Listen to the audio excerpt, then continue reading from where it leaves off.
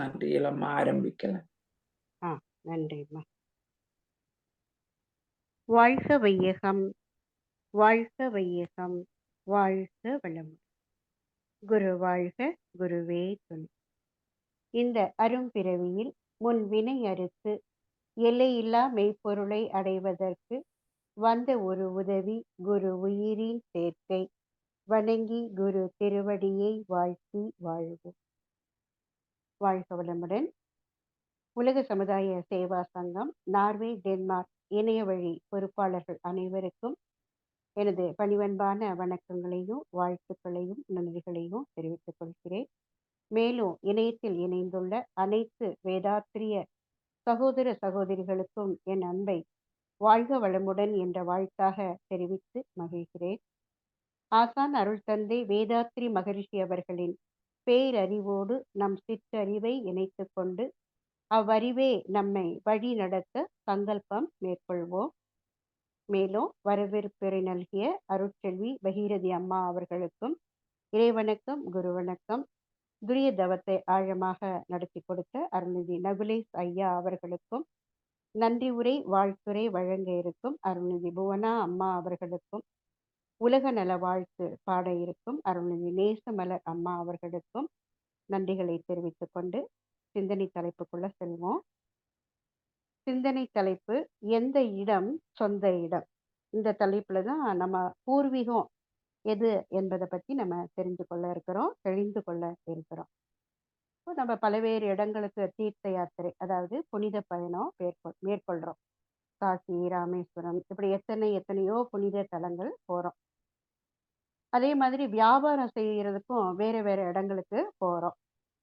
அது மாதிரி வேடிக்கை வினோதம் பார்க்கவும் இயற்கை எழில் நிறைந்துள்ள மலை பிரதேசங்களுக்கும் போகிறோம். அது மாதிரி உடல் ஆரோக்கியம் குறைஞ்சு போச்சு அப்படின்னா மருத்துவத்திற்காக வெளிநாடு கூட செல்றோம். இப்படி இந்த தீர்த்த யாத்திரை, வியாபாரம், இயற்கையை ரசிக்கிறதுக்கு, மருத்துவம் அப்படின்னு பல இடத்துக்கு போனாலும் நம்ம சொந்த இடத்துக்கு வந்தாதான் ஒரு திருப்தி, அமைதி, மகிழ்ச்சி நமக்கு ஏற்படும். பிறக்கும்போது ஒரு இடத்துல பிறக்கிறோம். சின்ன வயதுல வளரும் போதும் படிக்கும் போதும் நம்முடைய தந்தையார் எந்த இடத்துக்கு பணி மாற்றம் செய்யப்படுறாங்களோ அந்த இடத்துக்கு நம்ம போறோம். அங்க கொஞ்ச காலம் வாழ்றோம். படித்து முடிச்சதுக்கு அப்புறம் எந்த இடத்துல வேலை கிடைக்குதோ அங்க போறோம். திருமணம் ஆயிடுச்சு அப்படின்னா பெண் அப்படின்னா அவங்க கணவர் எந்த இடத்துல வசிக்கிறாரோ அங்க போறாங்க. இப்படி எத்தனையோ இடங்கள். அதே மாதிரி வெளிநாட்டுல நம்ம வசிக்கிறோம். இந்தியாவில இருந்து யாராவது வந்தாங்க, அவங்கள சந்திக்கக்கூடிய ஒரு பேரு வாக்கியம் கிடைச்சதுன்னா நம்ம சொந்த இடத்துல இருந்து சொந்த நாட்டுல இருந்து வந்திருக்காங்க அப்படின்னு மகிழ்ச்சி அடைவோம். அதே மாதிரி இந்தியாவில வட மாநிலங்கள்ல வசிக்கும்போது தென்னிந்தியாவில இருந்து யாராவது வந்தாங்கன்னா அடடா நம்ம சொந்த இடத்துல இருந்து வந்திருக்காங்களே அப்படின்னு சொல்லி மேலும் நம்முடைய மகிழ்ச்சி என்ன ஆகுது, ரெட்டிப்பாகுது. சென்னையில வசிக்கிறோம். நம்ம சொந்த ஊர்ல அந்த இடத்துல இருந்து வந்தவங்கள பார்க்கும்போது அந்த மகிழ்ச்சி மேலும் மேலும் பெருகிறதை நம்ம அனுபவபூர்வமா உணர்ந்திருக்கோம். ஆனா உண்மையில நம்ம சொந்த இடம் எது அப்படின்னு தெரிஞ்சா அது மகிழ்ச்சியா இருக்காது. எப்படி இருக்கும்னா ஆனந்தமா இருக்கும். ஆங்கிலத்துல ஒரு 3 வார்த்தை சொல்லுவாங்க. ஜாய், பிளஷர், பிளிஸ் அப்படின்னு சொல்லி 3 வார்த்தை சொல்லுவாங்க. ஜாய் அப்படிங்கிறது உடல் சார்ந்த இன்பம். அதாவது ஒரு இனிப்பு சாப்பிடுறோம் அல்லது ஒரு இனிய இசையை கேட்கிறோம். அதை உடல் மூலமா அனுபவிக்கும் போது அந்த இன்பத்தை வந்து ஜாய் அப்படின்னு சொல்லுவாங்க. அது உடல் சார்ந்த மகிழ்ச்சி, இன்பம் அப்படின்னு எடுத்துக்கலாம். ப்ளஷர்னு ஒரு வார்த்தை சொல்லுவாங்க. அது மனம் சார்ந்தது. இப்போ நம்ம ஒரு திறமையா ஒரு வேலையை செய்கிறோம், இல்லை நம்மளுடைய நம்மிடம் இருக்கக்கூடிய ஒரு கலையை மற்றவங்க பாராட்டுறாங்க அப்படின்னாக்க எப்படி இருக்குன்னா அந்த இடத்துல மனம் மகிழ்ச்சியா இருக்கும். அதான் மன மகிழ்ச்சி அப்படின்னு சொல்லுவாங்க. அதை ப்ளஷருங்கிற ஆங்கில வார்த்தையால சொல்லுவாங்க. இந்த உடலையும் மனசையும் ரெண்டையும் கடந்தது ஒண்ணு இருக்கு. அதுதான் ஆனந்தம். பிளிஸ் அப்படின்னு சொல்லுவாங்க. அதுதான் ஆன்மாவுடைய நிலை.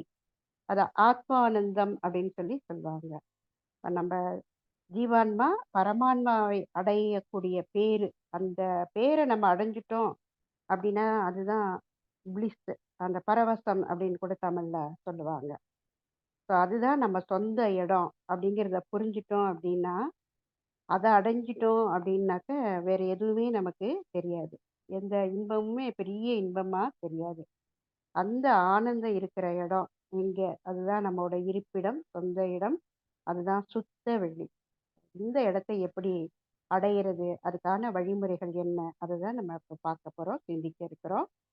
திருமூலர் சொல்றாரு, யோக சாதனையின் மூலம் தான் அத தெரிந்து கொள்ள முடியும் அப்படின்னு சொல்றாரு. அந்த இடத்த யோக சாதனையில தான் நம்ம தெரிஞ்சுக்க முடியும் அப்படின்னு சொல்றாரு.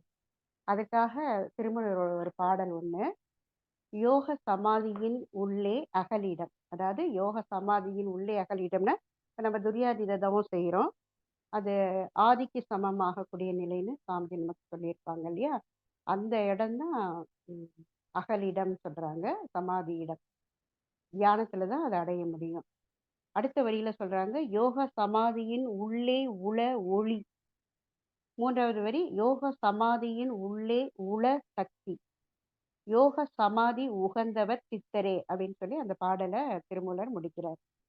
அதாவது இந்த உடம்புல இருக்கக்கூடிய அந்த தெய்வீகத்தை நம்ம உணர்ந்து கூடுகிற கூடுகிற அந்த தவ யோகம். அதான் துரியாதீத தவத்துல சிவ நம்ம இறையோடு அப்படியே கரையிறோம், கலக்கிறோம் இல்லையா? அந்த அனுபவம் தான் ஆத்மானந்தா, அந்த பிளிஸ்ன்னு சொன்ன அனுபவம். அதுதான் நம்ம சொந்த இடம். இததான் யோக சமாதியின் உள்ளே உள அகலிடம் அப்படின்னு திருமூலர் சொல்றாரு. இந்த பிரபஞ்சம் எல்லாமே அதுல இருந்து தான் வந்தது. அதாவது இருப்பு நிலையே இயக்கம் என்ற சக்தியாக வந்தது. அத அறிந்துக்கும் கொள்ளக்கூடிய அந்த உள் ஒளி கூட எங்க தான் இருக்கு? யோகத்துல தான் கைகூடும் அப்படின்னு சொல்றாரு. சுவாமிஜி கூட ஒரு பாடல்ல சொல்லுவாங்க, "உள் ஒளியே பூரித்து" அப்படின்னு சொல்லுவாங்க. "மூலமான கருவுக்கு மேல்நோக்கும் வேகம் உண்டாகும்" அப்படின்னு சொல்லுவாங்க. இந்த இடத்துல அகலிடம் அப்படிங்கிறது சுத்தவெளி, சக்திங்கிறது இ இருப்பு இயக்கமாக வந்த நிலை. அந்த ஒளின்னு பார்த்தோம் பார்த்தீங்களா? 2வது வரியில, யோக சமாதியின் உள்ளே உள ஒளி. ஒளி அப்படின்னாக்க பொதுவா நம்ம வெளிச்சம் அப்படின்னு தான் எடுத்துக்குவோம். சுவாமிஜி தாய்மானவரோட ஒரு பாடல சொல்லுவாங்க. "அங்கு இங்கு எனாதபடி எங்கும் பிரகாசமாக" அப்படிங்கிற அந்த பாடலுக்கு விளக்கம் குடுக்கும்போது, பிரகாசம் அப்படிங்கிறத வெளிச்சம் அப்படிங்கிற எடுத்துக்கிறத விட, விளக்கம் அப்படின்னு எடுத்துக்கொள்ளலாம்னு சொல்லுவாங்க. எல்லாத்தையும் விளக்கமா எடுத்து காட்டுறது தான் அப்படின்னு சொல்லி, இறைநிலை எல்லா இடத்துலயும் இருக்கு. எல்லாத்தையும் விளக்கமாவும் எடுத்து காட்டுது. அதுக்காக தான் அந்த வார்த்தைய தாயுமானவர் அங்க போட்டாருன்னு சொல்லுவாங்க. எங்கும் பிரகாசமாக அப்படின்னு. அதான் அருட்பிரகாச வள்ளலார்ன்னு கூட சொல்றாரு. அவரு எல்லாத்தையும் விளக்கமா நமக்கு எடுத்து சொல்றாங்க. ஸோ, அப்படி அந்த ஒளி அந்த ஒளிக்கு அந்த அடுத்த அர்த்தத்த நம்ம எடுத்துக்கொள்ளலாம். அப்ப அந்த இடம் எப்படி இருக்கும்னா, போக்கும் வரவும் இல்லாத இடம் அப்படின்னு சொல்லுவாங்க. ஏன்னா சுத்தவெளிக்கு போக்கும் கிடையாது, வரவும் கிடையாது. எப்பவும் கான்ஸ்டன்ட்டா நிலையா நிரந்தரமா இருக்கு. அதுக்கு என்ன இல்ல, தாய்மானவருடைய இன்னொரு பாடலுடைய விளக்கமும் வருது. பாடலுடைய பொருள் மட்டும் தான் சொல்றேன். அதுக்கு கூடுதலும் இல்ல, பெரிதலும் இல்ல அப்படின்னு சொல்றாரு அந்த பாடலுடைய விளக்கத்துல. அதிலிருந்து வந்ததுக்கு தான் கூடுதல் உண்டு, பெரிதல் உண்டு. அதுக்கு இல்ல. அத ஒரு உதாரணத்தின் மூலமா அ விளக்குறாரு தாயுமானவர். அதாவது இரும்பு துண்டு தெரியும். அத வந்து நெருப்போட இணைச்சோம் அப்படின்னாக்க, அந்த நெருப்போட தன்மை இரும்புல பட்டு, அதுவும் தீ மாதிரி அப்படியே தக தக தகன்னு எரியும். அது தீ மாதிரி தோன்றது அது சொந்த நிலை கிடையாது. வந்த நிலை தான் அது. ஆ 2 அதாவது கூடுதலும், பெரிதலுமா 2 நிலை அந்த இரும்பு துண்டுக்கு இருக்கு. இதுக்கு ஆப்போசிட்டா சக்திமுக்கி கல்ல சொல்றாங்க. நம்ம பார்த்ததில்ல. பட் ஆனா அந்த பாடலோட விளக்கத்துல இது மாரி வருது. சக்திமுக்கி கல்லு. ஆனா அது வந்து எப்படி இருக்குமா, அதோட தன்மையே நெருப்பு தன்மை தானாம். அத ரொம்ப காலம் தண்ணிக்குள்ள போட்டு வச்சிருந்து, அத வெளியில எடுத்து அத தட்டுனா, அதிலிருந்து தீப்பொறி வருமாம். அந்த எ நெருப்பாகக்கூடிய தன்மை அந்த சக்கிமுக்கி கல்லுக்கு இருக்குதாம். அதாவது கூடியிருந்து அப்படி பிரிந்து போறது இல்லையாம். அதே போல நமக்குள்ளேயும் தெய்வீகம், அந்த ஆனந்தம் அப்படிங்கிறது இருப்பா நமக்குள்ள இருக்கு. அதுதான் நம்ம சொந்தம் அப்படின்னு அந்த பாடல்ல விளக்கம் சொல்றாங்க. அப்ப அந்த மறைந்திருக்கிற அந்த தெய்வீகத்த, நம்ம சொந்த இடத்த அ அடையணும் அப்படின்னா, அத தோற்றத்துக்கு கொண்டு வர்றதுக்கு தான் நமக்கு யோகம் சுவாமிஜி குடுத்துருக்காங்க தியான பயிற்சியா. கொடுத்துருக்காங்க. அப்ப நம்ம சொந்த இடம் எதுன்னா சுத்தவெளி தான். அத அடையறதுக்கு தான் நமக்கு தவம், தற்சோதனை, ஆ மற்ற தத்துவ விளக்கங்கள் எல்லாம் குடுத்துருக்காங்க. இப்ப இயற்கையில எந்த பொருளை எடுத்து நம்ம ஆராய்ஞ்சு பார்த்தாலும் ஒரு உண்மை நமக்கு தெரிய வரும். அது என்ன அப்படின்னா, எல்லாமே எங்கேருந்து புறப்படுதோ, திரும்ப அங்கேயே தான் போக முயற்சி எடுக்குது. இயற்கையில எத்தனையோ உயிரி இனங்கள், அதுல மனிதன் ரொம்ப ரொம்ப முக்கியமானவன். ஏன்னா, மனிதனுக்கு தான் சிந்தனை திறன் அதிகம் இருக்கு. அப்படி சிந்தித்து தான் அவங்க உண்மைய கண்டாங்க. எந்த உண்மை? அதாவது எந்த பொருள்ல, எந்த இடத்துல இருந்து நம்ம வந்திருக்கோமோ, அந்த மூலப்பொருளுக்கும் நமக்கும் என்ன தொடர்பு? அத திரும்ப போயி எப்படி அடையிறது? அப்படின்னு ஆராய்ந்து வெற்றி கண்டவங்க தான் நிறை ஞானிகள். அந்த நிறை ஞானிகள் வரிசையில வந்தவங்க தான் நம்ம அருள் தந்தை அவர்கள். சாமிஜியும் ஒரு விளக்கம் சொல்லுவாங்க. எந்த சக்தியிலிருந்து வந்து தோன்றி இயங்கிக் கொண்டிருக்கிறோமோ, அந்த அடிப்படையை உணர்ந்து கொண்டு, அதனோடு லயம் ஆவதற்கே பிறவி எடுத்திருக்கிறோம் அப்படின்னு சொல்லுவாங்க. பிறவியோடைய நோக்கமே எங்கேருந்து வந்தோமோ, அங்க தான் திரும்பி போகணும் அப்படின்னு சொல்லுவாங்க. சுத்த வெளியில தான் தோன்றி வந்து இயங்கிட்டே இருக்கிறோம். ஸோ, அத தான் போய் நம்ம அடையணும். அடையணும் அப்படின்னாக்கா, அது எங்கேயோ இருக்கு. நம்ம போய் அடையறது இல்ல. அது நமக்குள்ளேயே தான் இருக்கு அப்படின்னு சொல்லி அந்த இதுல விளக்குவாங்க. இப்போ நம்ம உலக வாழ்க்கையில எத்தனையோ இடங்களுக்கு போறோம். எல்லா இடமும் நல்லா இருக்கும். ஆனா, எப்படா நம்ம சொந்த வீட்டுக்கு வருவோம் அப்படிங்கிற ஒரு தவிப்பும் நமக்குள்ளேயே இருக்கும். அதுபோல எத்தனையோ பிறவிகள் தாண்டி இந்த மனித பிறவி எடுத்திருக்கிறோம். இன்னும் என்ன தெரியல நமக்குன்னா, நம்ம சொந்த வீடு தெரியல. அந்த வீடு, அந்த இடம் எது? அது நமக்குள்ள தான் இருக்கு. அதுக்கான பயிற்சிகள் தான் நம்முடைய கை யோகா பயிற்சி.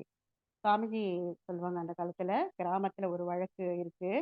"இடம், பொருள், ஏவல் தெரியாதவனுக்கு எதுவுமே தெரியாது" அப்படின்னு சொல்லுவாங்க. இடமாவும், பொருளாவும், இயக்கமாவும் அதாவது ஏவல்னா இயக்கம்னு எடுத்துக்கணும். இயக்கமாக இருக்கிற ஏக வெளிதான் சுத்த வெளி. அத தெரிஞ்சுக்கல அப்படின்னாக்க, எதையுமே தெரிஞ்சுக்க முடியாது அப்படின்னு சொல்லுவாங்க. ஸோ அங்கேருந்து தான் எல்லா தோற்றப் பொருட்களும் வந்தன. அத சாமிஜி ஒரு பாடல்ல சொல்வாங்க. "தோற்றமெல்லாம் அணுக்கூட்ட அமைப்பாய் நிற்க, தோன்றாமல் நிறைந்துள்ள வெளியே, எல்லா தோற்றங்களுக்கு ஆதியாய், இடமாய் மற்றும் சொரூப அமைப்புக்கு ஏற்ப சக்தியாச்சு" அப்படின்னு சொல்லுவாங்க. எந்த தோற்றத்த எடுத்தாலும், அதுக்கு எல்லாமே எதுதான் காரணமா இருக்கு? வெளிதான். நமக்கு தெரியல அது எங்க இருக்கு அப்படின்னு. ஆனா, அந்த வெளி தான் எல்லாத்துக்கும் ஆதியாவும், இடமாவும், ஆ சக்தியாவும் இருக்கு அப்படின்னு அந்த பாடல்ல சொல்லி, கடைசி 2 வரியில சொல்லுவாங்க. "தோற்றாத சூனியத்தில்" சூனியம்னா இடம். "அணு எவ்வாறு தோன்றியது என்று அறிய நின்றேன், பாழாய் விட்டேன்னு" முடிப்பாங்க. அதாவது எப்படி தோன்றுச்சு அப்படின்னு அறிய நினைக்கும்போது அப்படியே நின்னுட்டேன் நான்.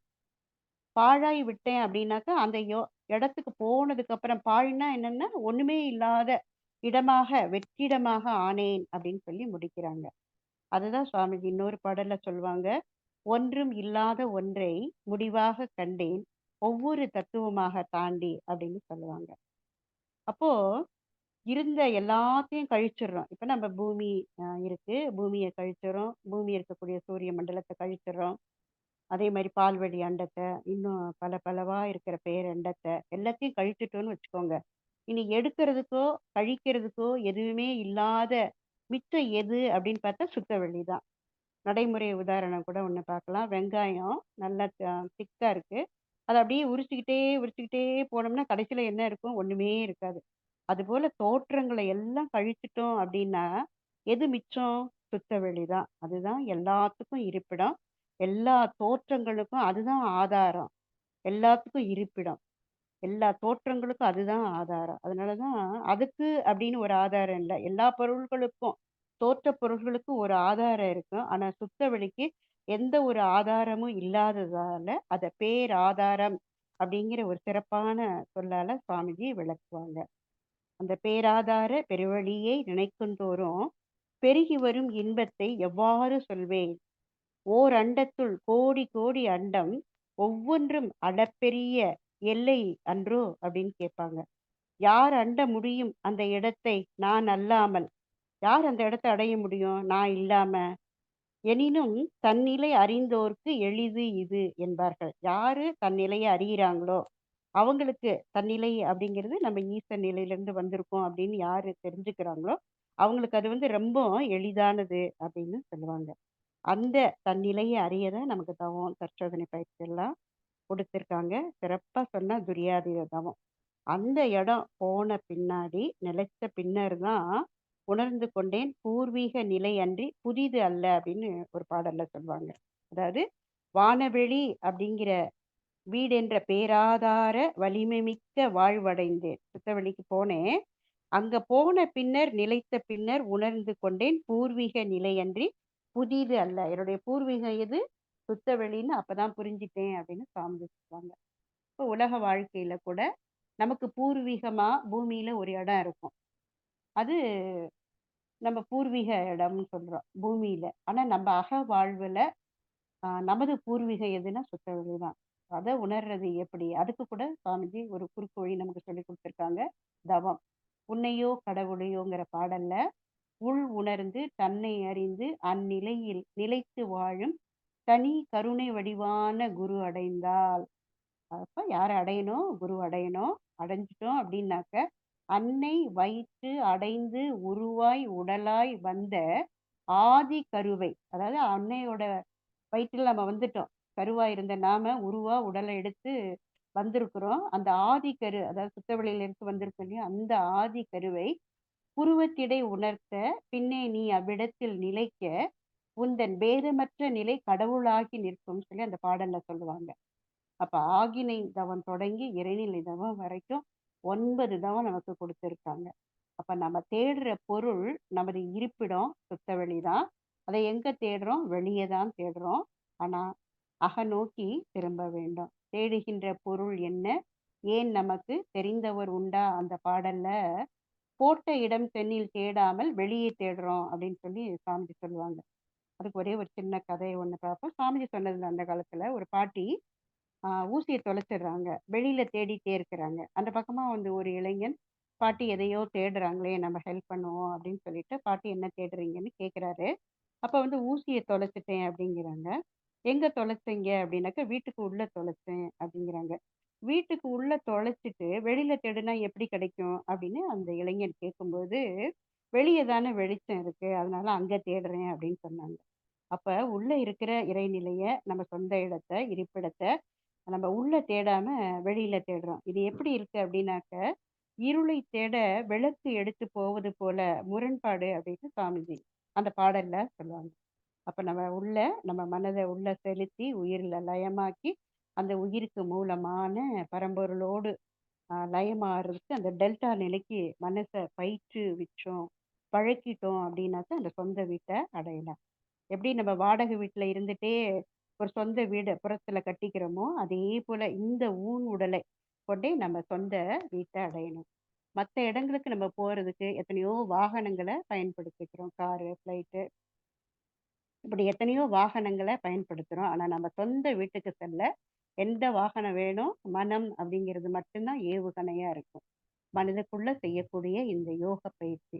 அந்த சொந்த வீட்ட, இருப்பிடத்த காட்டிக் குடுக்கிறவர் தான் குரு. ஆ அதான் சொல்லுவாங்க, இறைவன வழிபடுவதை விட இறைவனை காட்டுகின்ற குருவை வழிபட்டாலே போதும்னு சொல்லிட்டு திருமூலர் அழுத்தம் திருத்தமா ஆ சில இடங்கள்ல, நெறைய இடங்கள்ல சொல்றாங்க.